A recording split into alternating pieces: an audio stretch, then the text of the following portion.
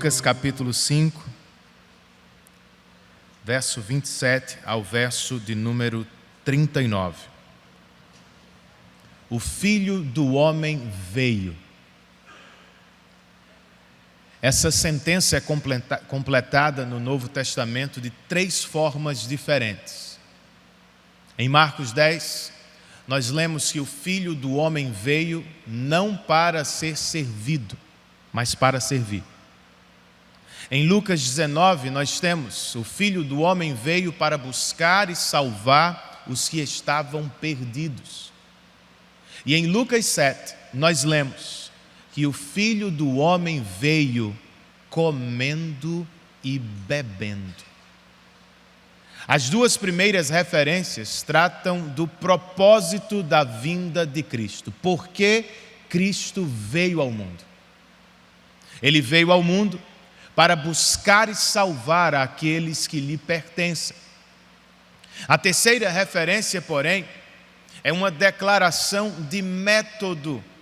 Como Jesus veio buscar e salvar os que lhe pertencem? Ele veio comendo e bebendo com eles. Não sei se você sabia, mas só no Evangelho de Lucas, por exemplo, Jesus está quase sempre indo ou voltando de uma refeição.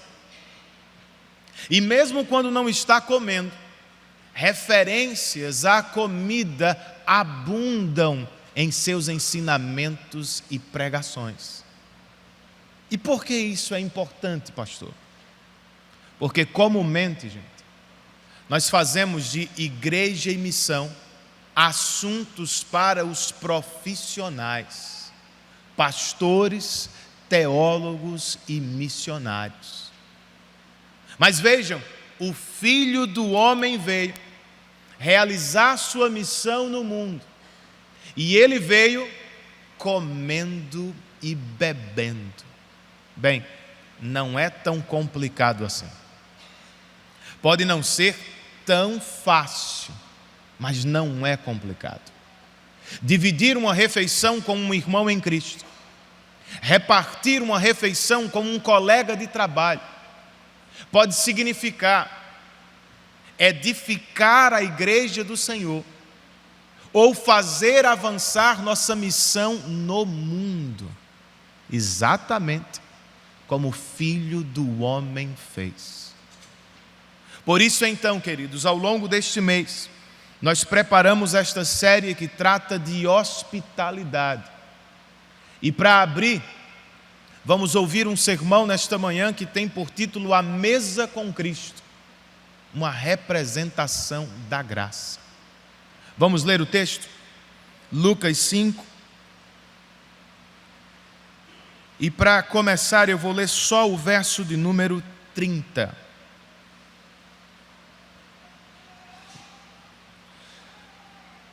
Lucas 5 e verso 30, todo mundo encontrou o texto? A palavra de Deus declara: mas os fariseus e aqueles mestres da lei, que eram da mesma facção, queixaram-se aos discípulos de Jesus: por que vocês comem e bebem com publicanos e pecadores? Vamos orar? Senhor, nós estamos aqui para te prestar um culto segundo a tua palavra e para a glória do teu nome. E também, ó Deus, como parte deste culto, nós queremos ouvir tua voz. Este é o maior momento do nosso culto, pois é quando tu falas conosco na palavra. Nós cremos nisso e por isso te rogamos nesta hora a assistência de teu Espírito. Eu preciso muitíssimo de ti, Espírito. Meus irmãos também precisam de ti.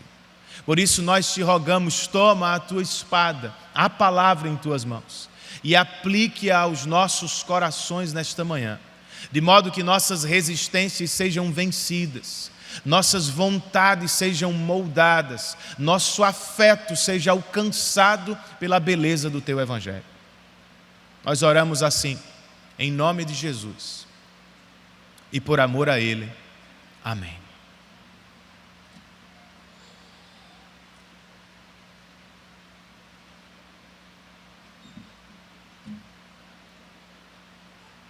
Alguém chamou este capítulo de Jesus faz toda a diferença. É um título apropriado, irmãos, pois com quem Jesus se encontrou aqui, ele mudou radicalmente.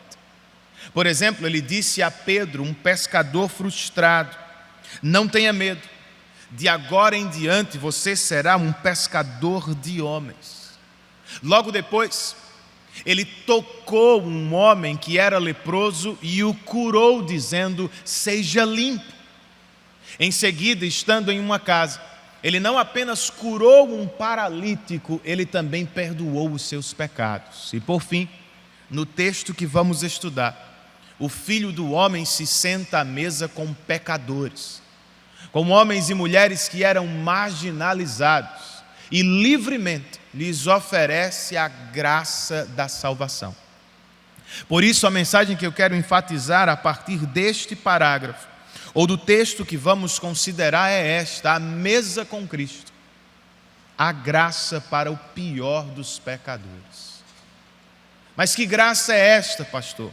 Ou como a vemos aqui neste texto? Primeiro, eu quero que você considere comigo o convite da graça. Versos 27 e 28. No verso 27 nós lemos: depois disso, Jesus saiu e viu um publicano chamado Levi, sentado na coletoria, e disse-lhe: siga-me. Levi, queridos, que será chamado de Mateus mais tarde, faz parte de um grupo odiado em Israel.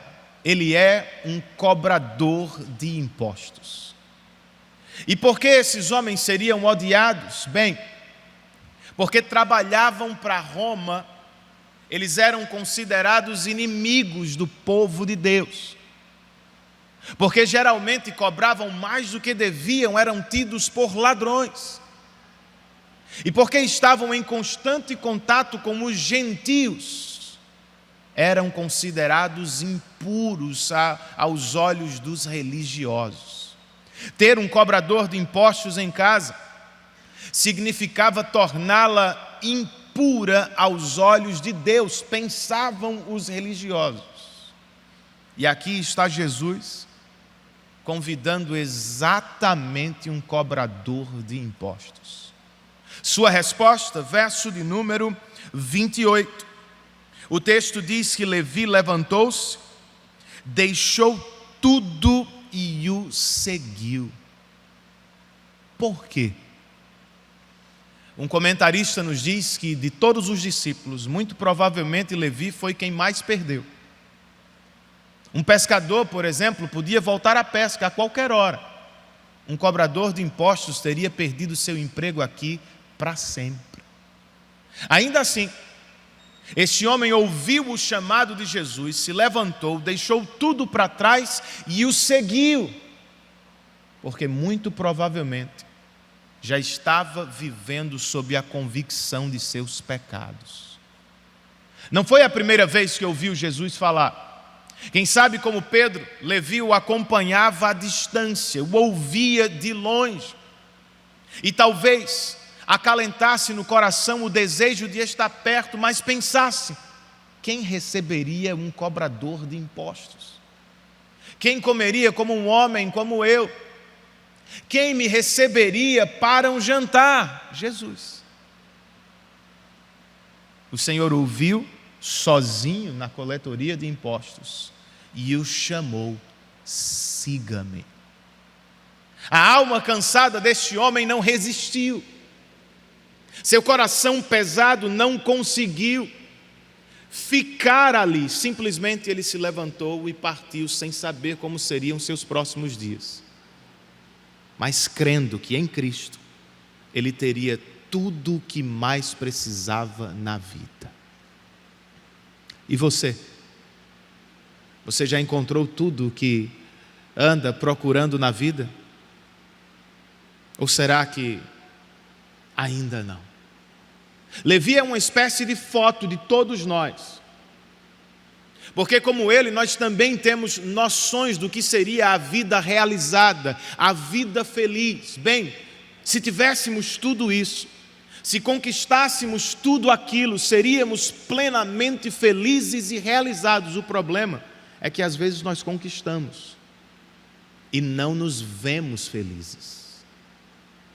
As coisas perdem o sabor, a cor. E de repente, irmãos, nos vemos insatisfeitos com a vida ou insatisfeitos com o que já temos.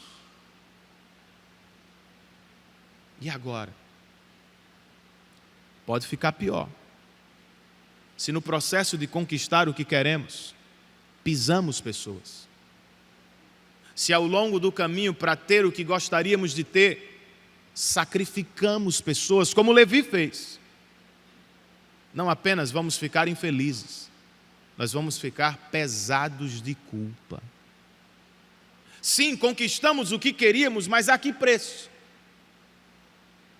Como está meu casamento? Como andam meus filhos? Meus relacionamentos? Como vai meu relacionamento com Deus? Então vejam,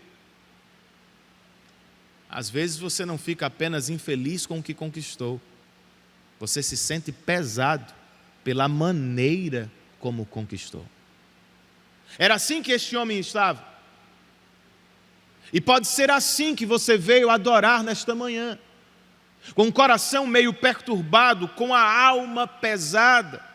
Quem sabe você tem andado sozinho no seu interior e pensando seriamente sobre isso. A melhor coisa que pode lhe acontecer é o convite da graça de Deus. O mesmo Jesus que passou pelo trabalho de Levi e o chamou, siga-me, pode estar passando aqui nesta manhã e chamando você. Este convite da graça, irmãos, é o que chamamos na teologia de chamado eficaz.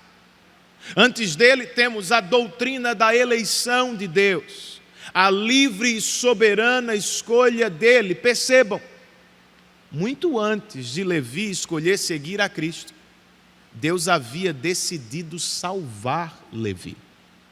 Mais tarde, Jesus diria aos seus discípulos: não foram vocês que me escolheram, mas eu os escolhi. Quando Levi ouviu isso, fez todo sentido, pois no caso dele foi Cristo quem foi ao seu encontro, e não o contrário. É o que acontece com todos os filhos de Deus, queridos. Escrevendo aos Efésios, no capítulo 1, Paulo nos diz que nele Deus nos escolheu antes da fundação do mundo e que por amor nos predestinou para sermos filhos adotivos por meio de Cristo. Então, como consequência desta eleição passada e eterna, em algum momento da nossa história se dá o chamado eficaz do Evangelho. Sim, há um chamado geral para todos os pecadores, e muitos deles, obviamente, não respondem. Ouvem o mesmo Evangelho, mas não respondem. Mas há também um chamado específico e eficaz, através do qual, por meio do Evangelho, o Espírito traz para junto de Deus todos os que foram predestinados para a salvação.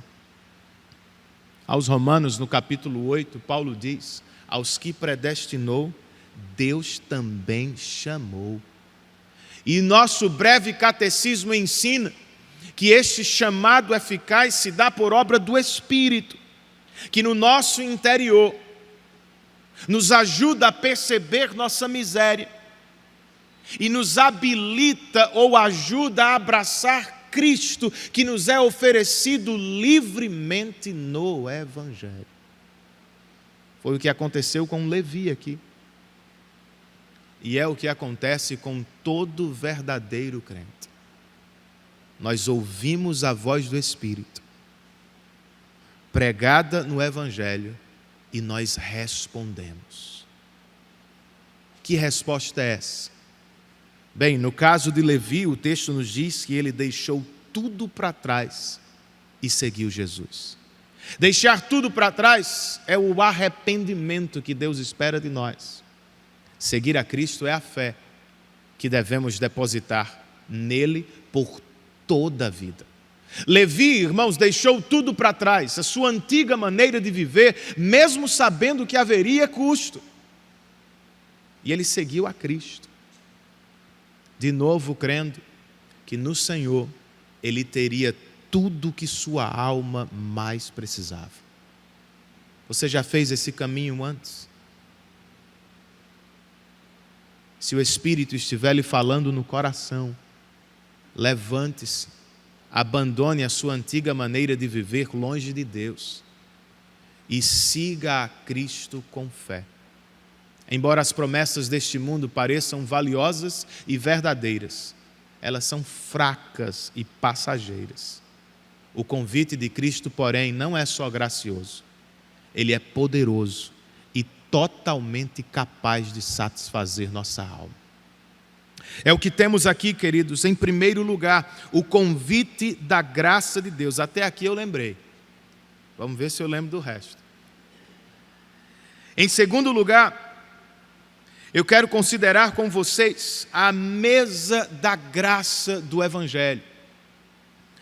E ela está aí entre os versos 29 e 32. Primeiro, veja o que aconteceu aí no verso 29. O texto diz que então Levi ofereceu um grande banquete a Jesus em sua casa.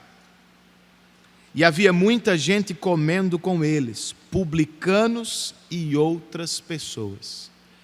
Eu não sei se vocês estão notando, eu estou meio acelerado, não? Estou tranquilo. Ou é o nervosismo, ou é o frio. Aqui na frente está terrível para mim. Se puder levantar um pouquinho. Eu quero ser presbiteriano, mas nem tanto. Bem, gente, o verso 29 nos dá a resposta, ou melhor, nos revela a resposta de alguém que foi alcançado pelo Evangelho da Graça. O homem que foi recebido por Cristo, agora também recebe Cristo em sua casa. Ele abre sua casa para o Senhor e lhe oferece uma refeição. E tem um detalhe, Jesus não é o único convidado desta festa, vocês viram? Levi também chamou outros cobradores de impostos, outros pecadores que, como ele, precisam da graça de Deus. E é aqui que surge um problema. Verso de número 30, o verso que lemos. Os fariseus e aqueles mestres da lei, que eram da mesma facção, queixaram-se aos discípulos de Jesus: por que vocês comem e bebem com publicanos e pecadores? Percebam um detalhe, o problema dos fariseus não é a festa. Eles sabem que o reino de Deus é retratado muitas vezes como festa. O problema deles é a lista de convidados. Se Jesus fosse de verdade o Messias, não receberia, não sentaria à mesa com cobradores de impostos, com inimigos de Israel. Se ele fosse de fato o Salvador de Israel, ele jamais se sentaria à mesa com pecadores. Quem são os pecadores para os fariseus? Homens e mulheres impuros que não podiam adentrar o templo para adorar. Se não podem entrar no templo, por que o Messias se sentaria com eles à mesa?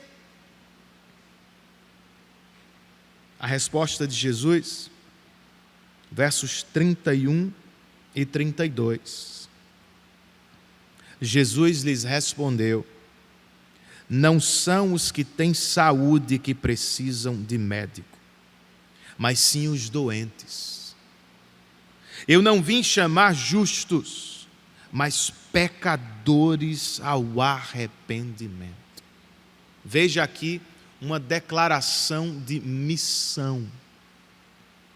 Porque Jesus veio ao mundo. Porque Cristo se encarnou entre nós, queridos. Bem, ele veio porque é um médico que quer curar doentes.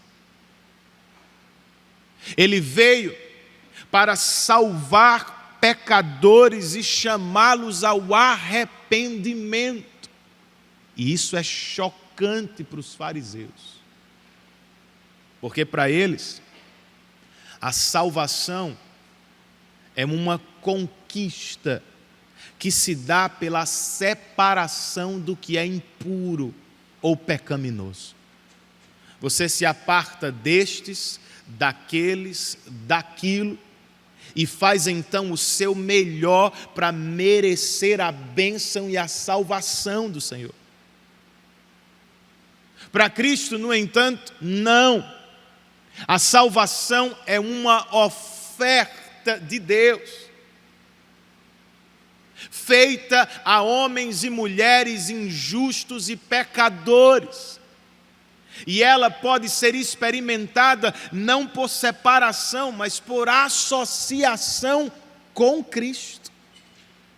O médico que veio curar doentes, o justo que veio morrer pelos injustos. Então, em Cristo, a mesa da graça de Deus está aberta para todos os pecadores. Esse ensino de Cristo coloca de cabeça para baixo a perspectiva religiosa dos fariseus. Porque para eles, queridos, a salvação era vista como uma escada. Você precisa subi-la por seu esforço próprio. E eles gostavam de contemplar a posição que tinham em comparação àqueles que estavam embaixo. Nós somos melhores do que os publicanos e os pecadores. O mesmo vale para a salvação secular, sabia? As pessoas aí fora podem não perguntar: o que devo fazer para ser salvo? Mas todas elas estão em busca de algo que pode realizá-las, completá-las e torná-las felizes inteiramente. Todo mundo está em busca de fazer algo para receber algo. Bem, se ao menos eu tivesse isso, eu seria feliz. E para ter isso, eu preciso tomar este caminho. E se algumas pessoas estão no caminho, eu preciso removê-las. E se eu não consigo o que quero para ser feliz, então eu vou sofrer na vida. Religiosos e não religiosos, às vezes estão trabalhando do mesmo modo, em busca de uma autossalvação que não vai funcionar. Se sua salvação existencial depende de ser bem-sucedido e você fracassa no trabalho, você está condenado. Se sua alegria existencial depende da beleza ou do padrão da beleza que o mundo impõe e você não atende em algum momento, você está condenado. Se sua alegria depende da estabilidade profissional, da segurança dos recursos e você perde o emprego ou não é aprovado, você está condenado. Se você lida com Deus com base no seu mérito e acha que pode fazer por merecer o que Ele tem para oferecer e você falha, você se percebe desqualificado. Não é uma boa notícia para gente injusta e doente. O Evangelho de Cristo, sim, é uma boa notícia. Pois como Cristo disse a estes homens aqui, a salvação não é para aqueles que tiram 10, não é para aqueles que sempre acertam, não é para aqueles que nunca erram, não.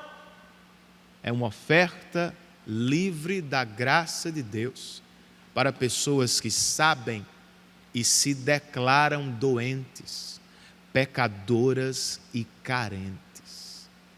O que você precisa para se aproximar de Cristo ou para estar à mesa com Ele não é de obras, não é de justiça própria, não é de moralismo. Você precisa de uma consciência bíblica. Eu sou um pecador e preciso do médico Jesus Cristo. Bem, se isso já lhe aconteceu, Se já estamos à mesa com Cristo, qual deveria ser uma resposta natural do nosso coração aqui? Poderíamos imitar o Senhor. Poderíamos sentar com pecadores à mesa. Poderíamos imitar Levi. Abrir nossa casa para pecadores. De novo, irmãos, nossa missão não é tão difícil assim. Repartir uma refeição pode fazer muito pela causa de Cristo. Então há alguém no seu pequeno grupo que precisa de discipulado.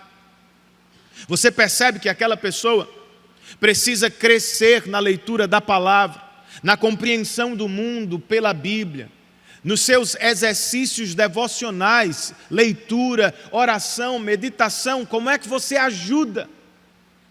Algumas refeições em 2 meses podem dar conta do recado. Há um amigo do trabalho, da escola, com quem você tem conversado sobre o Evangelho.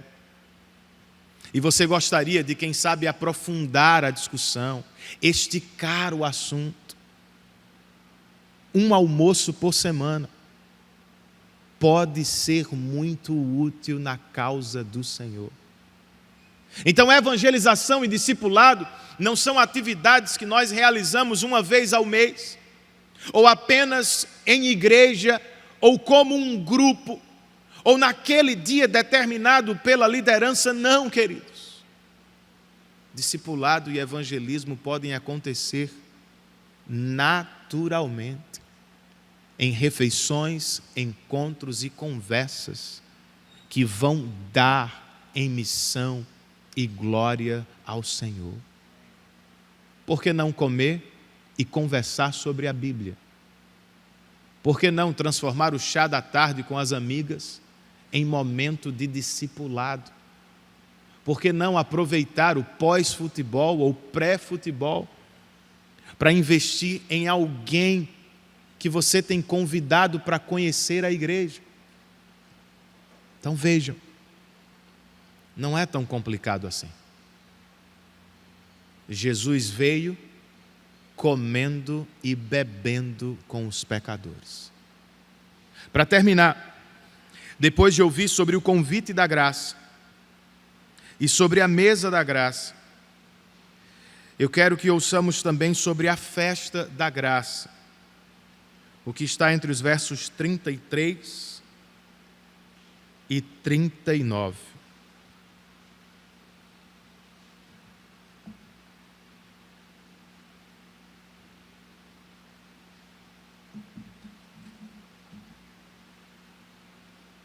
No verso 33 nós lemos: e eles lhe disseram, os mesmos fariseus do parágrafo anterior: os discípulos de João jejuam e oram frequentemente, bem como os discípulos dos fariseus, mas os teus vivem comendo e bebendo.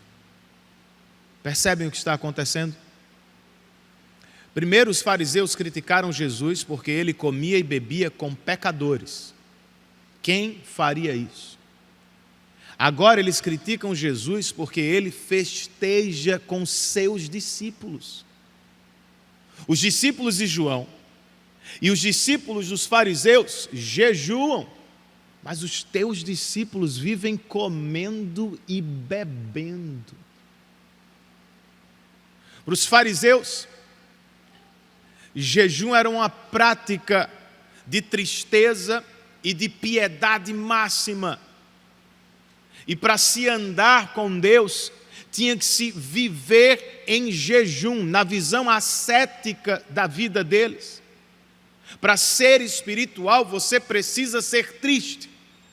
Você não pode se alegrar em momento algum. Será que eles estão certos?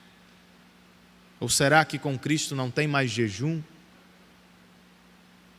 Não se deve mais se afastar de festas, comida e bebida? Bem, a resposta de Jesus está no verso 34 e 35. Jesus respondeu: podem vocês fazer os convidados do noivo jejuar, enquanto o noivo está com eles? Mas virão dias quando o noivo lhes será tirado, e naqueles dias jejuarão. A resposta de Jesus tem um não e um sim. Não. Não é hora de jejuar agora. Por que não? Porque Jesus não é apenas o médico que veio curar pecadores doentes. Ele é o noivo que veio buscar sua noiva. Em uma festa de casamento, devia ser proibido jejuar. É hora de comemorar, celebrar, comer e beber na presença do Senhor. Então, não é hora de jejuar. Mas sim, eles vão jejuar quando o noivo lhes for tirado. Em breve eles vão jejuar, fariseus, de saudades do noivo. Para enfatizar seu ponto, ele conta uma parábola. Versos 36, 7, 8 e 9. Ninguém tira um remendo de roupa nova e o costura em roupa velha. Se o fizer, estragará a roupa nova. Além do que o remendo da nova não se ajustará à velha. E ninguém põe vinho novo em vasilha de couro velha. Se o fizer, o vinho novo rebentará a vasilha, se derramará e a vasilha se estragará. Ao contrário, o vinho novo deve ser posto em vasilha de couro nova. E ninguém, depois de beber o vinho velho, prefere o novo, pois diz: o vinho velho é melhor. Qual é o ponto dessa parábola, gente? Quando alguns pastores surgem com novos movimentos aí, ou jovens líderes querem implementar uma novidade na igreja, geralmente eles usam esse texto. Eles dizem: eu tenho vinho novo. Então nós precisamos de uma vasilha nova, ou de uma igreja nova. Vejam, fora do contexto, esse texto pode ser usado para justificar quase qualquer coisa que queremos fazer na igreja. Mas não é o ponto de Jesus. Qual é o ponto de Jesus para os fariseus? O que Jesus tem para oferecer é vinho novo. Mas nem todo mundo quer receber. Algumas pessoas não querem trocar de roupa completamente, querem colocar pedaços de Jesus sobre a própria roupa. Outras não querem abandonar suas vasilhas velhas. Querem o vinho de Jesus, mas querem continuar com suas vasilhas velhas. Jesus diz: não dá. Mas por que é que elas não querem o novo? Porque, como pensamos, o vinho velho é sempre melhor. Sempre. Qual foi o primeiro milagre que Jesus operou, gente? Ele transformou o quê? Água em vinho. E o vinho novo, naquela ocasião, foi declarado melhor do que o velho. É o ponto do Senhor. Vocês não podem receber o que têm se não abandonarem o que têm. Não dá para misturar minha roupa com a de vocês. Não dá para colocar a mensagem da salvação na garrafa velha de vocês. Vocês precisam abandoná-la por completo. Então, falando de jejum especificamente, a questão não é nenhum jejum. Os discípulos de Jesus vão praticar algum jejum, mas é um novo jejum. Pois o rei já veio, e sim, ele vai partir, mas o poder de seu reino vai permanecer entre eles. Eles não o experimentaram plenamente, mas já o experimentaram em parte. Então não é só um jejum por tristeza, ou muito menos meritório, é um jejum por deleite. por prazer, é um jejum de saudades. Então, pastor, afinal, que horas são? É hora de jejuar ou é hora de festejar? É hora de fazer as duas coisas, meu. Como os discípulos de Jesus aqui, nós podemos festejar a graça. Porque foi Jesus quem nos prometeu: eu jamais os deixarei órfãos. Foi Ele quem também nos disse: eis que estou convosco até o fim dos séculos. Irmãos, nós vamos celebrar a ceia em breve. E diferentemente de vários cristãos, nós não vamos fazê-lo apenas em memória de Cristo, em memória daquilo que Ele fez. Não, nós cremos que vamos fazê-lo na presença de Cristo, pois Ele está entre nós. Então é para celebrar mesmo. Eu e vocês precisamos celebrar o que Cristo nos deu em seu ministério. Agora, nós também precisamos jejuar, porque bebemos parte e não tudo. Recebemos muito, mas não totalmente. Você já viu o Senhor pela fé, mas não o contemplou totalmente. Ele já habita em nós, mas nós não o desfrutamos plenamente. Por isso jejuamos. Nós jejuamos de saudade. Jejuamos para ter mais. Não jejuamos para matar a fome, irmãos. Nós jejuamos para aumentar a fome por Deus. Nós não nos reunimos aqui aos domingos para resolver esse problema. Nós nos reunimos para aumentá-lo, para criar mais fome, para despertar mais paixão, para acender o fogo do amor pelo Senhor. Então nós nos afastamos de comida, bebida, entretenimento, lazer, às vezes trabalho, para estar com o nosso amado e aumentar nosso amor por Ele. Agora, por que não jejuamos tanto?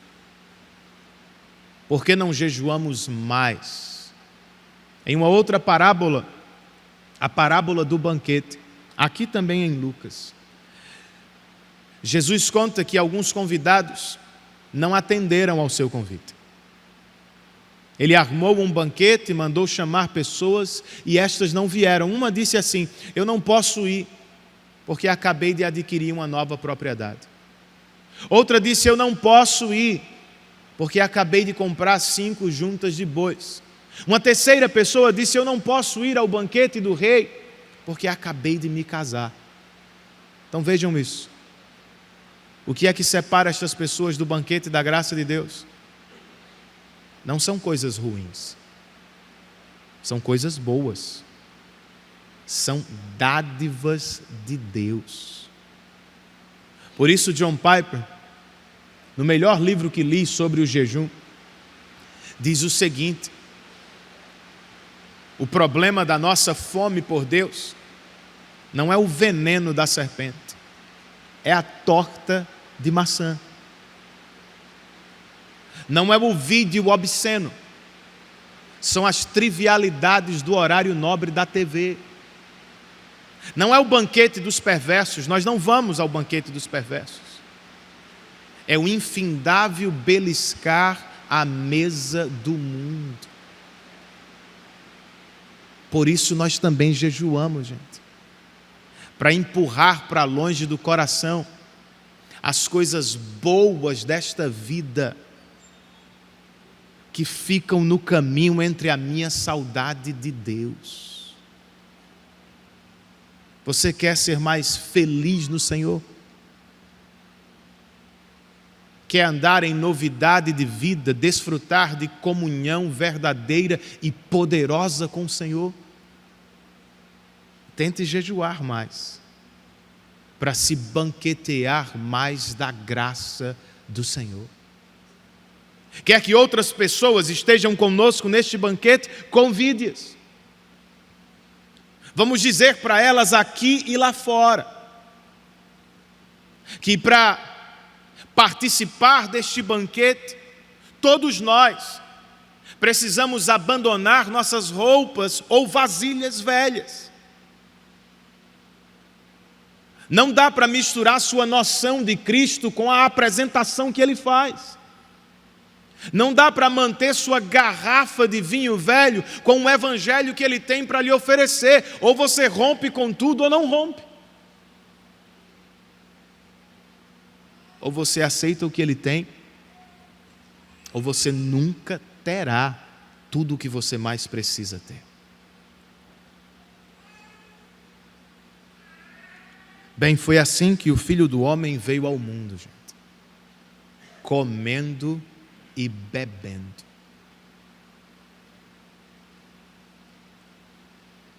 Talvez seja bem diferente da ideia que temos de missão, né? De ir para o outro lado do mundo, de aprender uma nova língua, entrar em uma nova cultura, tudo isso também é possível. Mas o que os missionários Levi e Bruna estão fazendo lá na África não é tão diferente do que eu e vocês podemos fazer em João Pessoa. Lá na aldeia dos Fulas, eles estão comendo e bebendo com os africanos, na esperança de aproveitar as oportunidades para pregar o Evangelho. Vamos fazer a mesma coisa, gente. Vamos abrir nossas casas e vidas para receber irmãos mais fracos na fé que precisam crescer, para investir em amigos e familiares que precisam ouvir o Evangelho. Vamos fazer isso.